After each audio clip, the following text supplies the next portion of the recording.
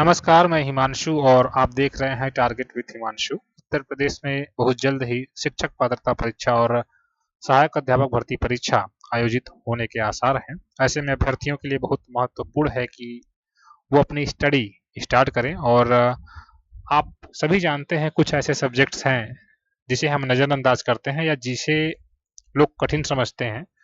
उसमें ही एक अंग्रेजी भी है। यूपीटीईटी में हालांकि कुछ लोगों के पास ऑप्शन हो जाता है, वो अंग्रेजी के बजाय संस्कृत चूज करते हैं, बट शिक्षक भर्ती परीक्षा में 10 अंकों की अंग्रेजी आएगी। और अगर आप ध्यान से समझें तो यह अन्य अन्य की तुलना में काफ़ी शॉर्ट है, काफ़ी कम है इसका सिलेबस। इसे आप थोड़ा समय दे दें तो आप यहाँ पर अच्छे मार्क्स स्कोर कर सकते हैं। यहाँ कौन कौन से महत्वपूर्ण चैप्टर्स आपको पढ़ने हैं और इन्हीं से टीईटी हो या शिक्षक भर्ती परीक्षा हो उसमें प्रश्न आएंगे। इस चैनल के द्वारा इंग्लिश और मैथ के इम्पोर्टेंट कंटेंट प्रोवाइड किए जाएंगे जो आपके लिए हेल्पफुल होंगे। आप जब नाउन प्रोनाउन वर्ब या जो भी आप चैप्टर्स आपके सामने लिखे गए हैं इनकी वीडियोस इस चैनल के द्वारा जो प्रोवाइड की जाएंगी उसे देखेंगे तो आपको समझ में आएगा कि हाँ, वास्तव में ये चीज़ें बहुत आसान होती हैं। आपकी एक मानसिकता है या कुछ लोगों की ये मानसिकता बनी है कि इंग्लिश काफ़ी कठिन होती है या मैथ काफ़ी टफ होता है। तो इस प्रकार की मानसिकता को आपके दिमाग से हम निकाल देंगे, ये मेरी गारंटी है। आप वीडियोस देखिए क्रम से, निश्चित ही आपके लिए बहुत हेल्पफुल साबित होंगी। और हमने खुद भी टीईटी परीक्षा में हम शामिल हुए हैं और हमने उसको देखा है। प्रीवियस ईयर जो क्वेश्चंस हैं उन्हें भी सॉल्व किया है और उसी आधार पर हम लोग स्टडी अपना शुरू करेंगे। जो सिलेक्टिव है बहुत कम पढ़ेंगे, ठीक है। ये पहली वीडियोस है, थोड़ा सा आपसे डिस्कशन कर ले रहे हैं क्योंकि हमें क्या पढ़ना है, कितना पढ़ना है, इसे हमेशा ध्यान में रखकर ही अपनी पढ़ाई शुरू करनी चाहिए, ठीक है। अगर आप टीईटी का एग्जाम दे रहे हैं तो आपको कितना पढ़ना चाहिए, अगर आप सिविल सर्विस का एग्जाम दे रहे हैं तो आपको किस लेवल की पढ़ाई करनी चाहिए, दोनों में काफ़ी डिफरेंस है, उसी को आपको समझ के चलना है, ठीक है। अगर आप रेलवे ग्रुप डी का एग्जाम दे रहे हैं तो आपको कितना पढ़ना है, ये सारी चीज़ें आप के सिलेबस पर डिपेंड करती हैं, उसके लेवल पर डिपेंड करती हैं, किस प्रकार का एग्जाम आप दे रहे हैं। और शिक्षक भर्ती परीक्षा हो चाहे किसी राज्य की हो, उत्तर प्रदेश में बेसिकली अभी हम बात कर रहे हैं, तो कहाँ कहाँ से प्रश्न बनेंगे, कितने, इस पर हम डिस्कशन करेंगे। और ये जो मैंने आपके सामने ये सिलेबस लिख रखा है यही आपको पढ़ने हैं, ठीक है। 15-16 लगभग अध्याय हैं और आपको प्रैक्टिस थोड़ी सी करनी है। पढ़ने के बाद आपको उससे संबंधित एग्जाम्पल्स को सॉल्व करना है जो आपकी पकड़ को और मजबूत बनाएगा। सबसे पहले आपका नाउन है ना। नाउन में आप उसको कई प्रकार से डिवाइड कर सकते हैं। ये जो आपका नाउन है इसको आप जेंडर के आधार पर डिवाइड कर सकते हैं, जेंडर के आधार पर, और इसको आप नंबर के आधार पर डिवाइड कर सकते हैं। तो ये काफी मतलब अलग अलग तरीके से डिवाइड होता है नाउन। उसके बाद नाउन में कई चीजें हैं, केस इन पोजीशन है आपका, ठीक है। तो नाउन को जेंडर के आधार पर बेसिकली आप उसके स्ट्रक्चर के आधार पर भी आप बांटते हैं, स्ट्रक्चर के आधार पर आप नाउन को बांट सकते हैं। जैसे आप उसको प्रॉपर नाउन कह सकते हैं, कॉमन कलेक्टिव मटेरियल एक्सेट्रा, ये सब कह सकते हैं, ठीक है। तो ये नाउन आपका सबसे इंपॉर्टेंट चैप्टर है। मैं अभी आपको यूपीटीटी का पेपर दिखाऊंगा और उस पेपर में आपको मैं दिखाने का प्रयास करूंगा, समझाने का प्रयास करूंगा। देखिए यहाँ से कितने ज्यादा प्रश्न आ रहे हैं। नाउन के अलावा आपको प्रोनाउन पढ़ना है, ये भी आपके सिलेबस में ही है, ठीक है।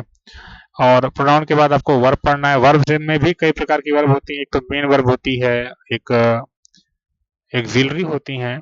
तो इन सभी वर्ब को भी आपको पढ़ना है, वर्ब्स की फॉर्म पढ़ना है ना। First, second, third, INC form भी होती है, तो वर्ब के बारे में भी पढ़ना है। वर्ब बेसिकली आपको इसलिए में पढ़ना है कि वर्ब एक होती है मेन वर्ब और एक होती है एक्सिलरी वर्ब, ठीक है। एक मेन वर्ब होती है और सेकंड होती है एक्सिलरी। तो बेसिकली ये दो वर्ब आपको पढ़नी है, ठीक है। थोड़ा सा ये अभी मैं इसका हैबिचुअल नहीं हो पाया हूँ, तो धीरे धीरे सीख रहा हूँ और आपके साथ थोड़ा सा कोऑपरेट करने की कोशिश कर रहा हूँ, आप करिएगा, ठीक है। वर्ब है उसके बाद, और वर्ब के बाद एडजेक्टिव है। एडजेक्टिव आप जानते हैं, नाउन या प्रोनाउन के बारे में कुछ बताने वाले या उनकी विशेषता बताने वाले शब्द बेसिकली एडजेक्टिव होते हैं। तो एडजेक्टिव भी कई प्रकार के होते हैं। एडजेक्टिव के अंतर्गत भी आपको डिग्रीज पढ़नी पड़ेगी, पॉजिटिव, कंपैरेटिव, सुपरलेटिव एक्सेट्रा। तो ये डिग्री भी आपको इसके अंतर्गत पढ़नी है। और भी बहुत सी चीजें एडजेक्टिव के अंतर्गत आती है। कई प्रकार के एडजेक्टिव होते हैं, प्रॉपर नाउन से प्रॉपर एडजेक्टिव बनता है, ठीक है। और संख्यावाचक भी होते हैं जिसको आप इंग्लिश में न्यूमरल कह सकते हैं, ठीक। तो ये भी आपको पढ़ना है। फिफ्थ है आपका एडवर्ब। एडवर्ब अभी जो हाल ही में 69,000 भर्ती परीक्षा हुआ था उसमें एक प्रश्न पूछा गया था, उसमें एडजेक्टिव और एडवर्ब में डिफरेंस पूछ दिया गया था। एक्चुअली ये नहीं पूछा था एडजेक्टिव एडवर्ब है क्या, डिफरेंस क्या है, एक प्रश्न पूछ दिया गया था और उस प्रश्न में एक वर्ड कोई ऐसा ही कोई वर्ड था, मुझे याद नहीं आ रहा है बेसिकली। उसमें क्या हुआ था कि दोनों ऑप्शन दे दिया गया था, बताइए एनफ ही शायद था, एडजेक्टिव है या एडवर्ब है, कोई एक। अ, तो एडजेक्टिव बेसिकली क्या करता है, नाउन या प्रोनाउन के बारे में बताता है, एडवर्ब किसी अन्य के बारे में बताता है, वर्ब के बारे में बता सकता है, एडजेक्टिव के बारे में बता सकता है।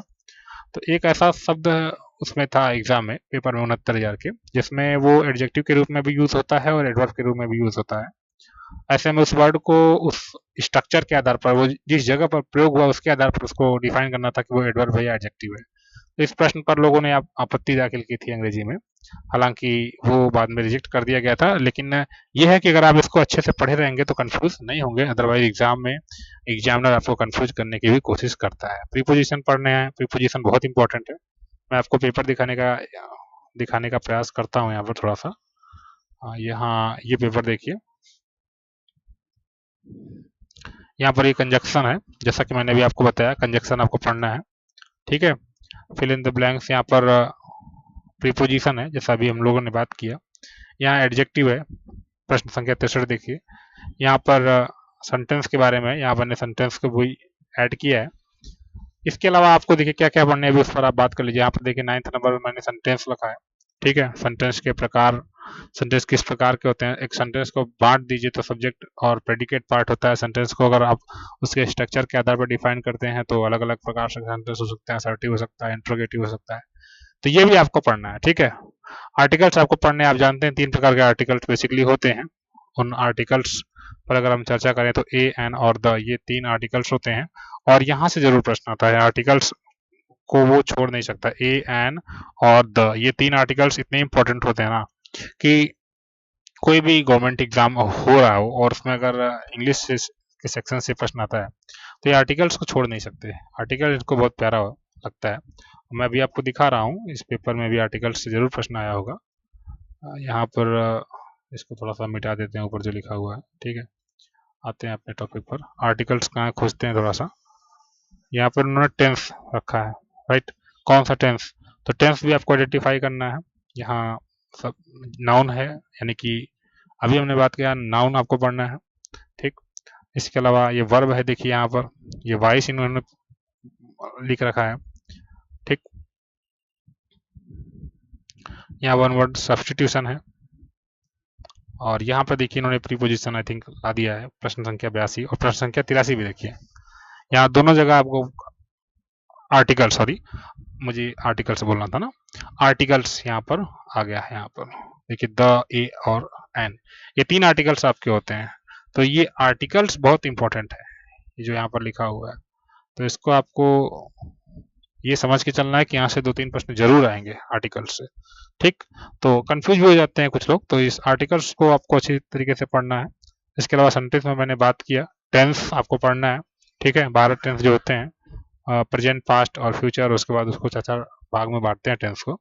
तो टेंस पढ़ना है, वॉइस पढ़ना है, एक्टिव और पैसिव। अगर आप टेंस पढ़ रखे हैं तो वॉइस पढ़ना आसान हो जाएगा आपके लिए। अगर टेंस सबसे इंपॉर्टेंट है, एक्चुअली क्या है कि टेंस से ही आपको डायरेक्ट भी सीखना है, टेंस से ही वॉइस सीखना है। तो टेंस आपके लिए बहुत इंपॉर्टेंट है।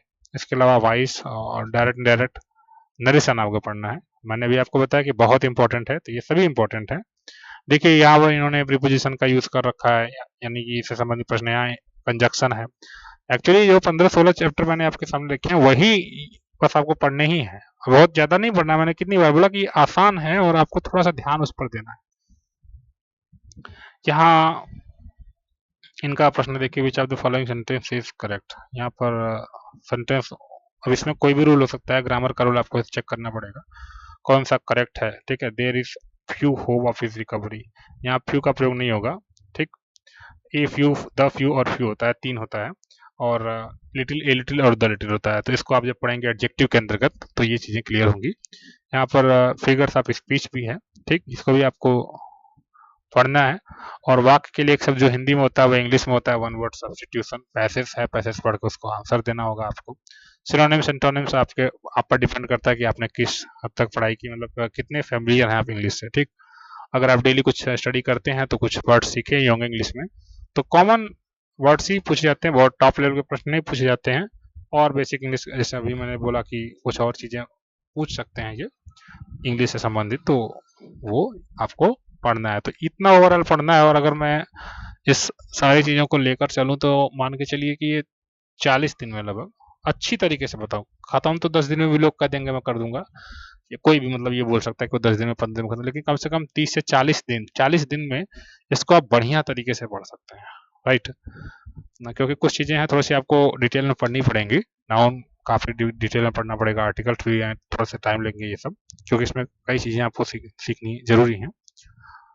तो ये कुल मिलाकर 40 दिन का आपका कोर्स है इंग्लिश का। अगर 40 दिन आप एक एक घंटे अभी से अगर प्लानिंग बना लेते हैं, तो 40 दिन में आप एक एक घंटे अगर पढ़ते हैं तो ये आपका पूरा इंग्लिश कंप्लीट हो जाएगा। ये जो मैंने आपके सामने लिख रखा है इससे बाहर नहीं आएगा, और मैं आपको 100% एश्योर करता हूँ कि जो नोट मैं आपको प्रोवाइड करूँगा उसको पढ़ने के बाद आप ऑलरेडी अच्छा मार्क्स गेन करेंगे। अगर टीटी है तो 30 में 28, 27, 25 नंबर से ऊपर ही लेकर आएंगे। मैंने खुद भी इंग्लिश में यूपी टीटी में 30 लाए हैं, और मैं उसी भरोसे के साथ आपसे कह सकता हूँ कि आप थोड़ी सी अगर मेहनत करेंगे मेरे साथ तो निश्चित ही इंग्लिश आपके लिए बहुत ही मतलब ऐसे सब्जेक्ट बन जाएगा जिसे आप पसंद करेंगे और आपको अच्छा मार्क्स भी देगी। ठीक है, तो आप जुड़िए और अधिक से अधिक कैंडिडेट्स को जोड़िए। यहाँ हम जो अगली वीडियो लेकर आएंगे वहाँ पर आपसे नाउन पर डिस्कशन करेंगे, और अगर लोगों का रिस्पांस मिलेगा तो हम मैथ को भी स्टार्ट करेंगे। बस आप डिपेंड करता है कि आप इस वीडियोस को देखें, क्योंकि जब कोई देखता नहीं है तो थोड़ा सा होपलेस हो जाते हैं। तो आप अधिक से अधिक लोगों तक वीडियोस को काइंडली शेयर करिए, नए कैंडिडेट्स जुड़ें और हम अपनी स्टडी को स्टार्ट करें। मैंने बोला कि ये 40 घंटे का काम है, 40 घंटे अभी आपके पास हैं। जब परीक्षा नजदीक आ जाएगी तो प्रॉब्लम होगा। आप नोट बनाइए डायरेक्टली, उसको आप एक बार मेरे साथ पढ़ ही रहे हैं, एक बार आप 10-15 मिनट लगेगा आपको, अलग से पढ़िए किसी टाइम, आपका पूरा मतलब मार्क्स मैं बोल रहा हूँ बहुत अच्छा आएगा। आपका पूरा जो चिंता है इंग्लिश को लेकर वो खत्म हो जाएगा, right. So just subscribe this channel and share the video, and हम लोग उम्मीद करते हैं कि आपके लिए हेल्पफुल हो। ठीक है, जुड़िए, धन्यवाद।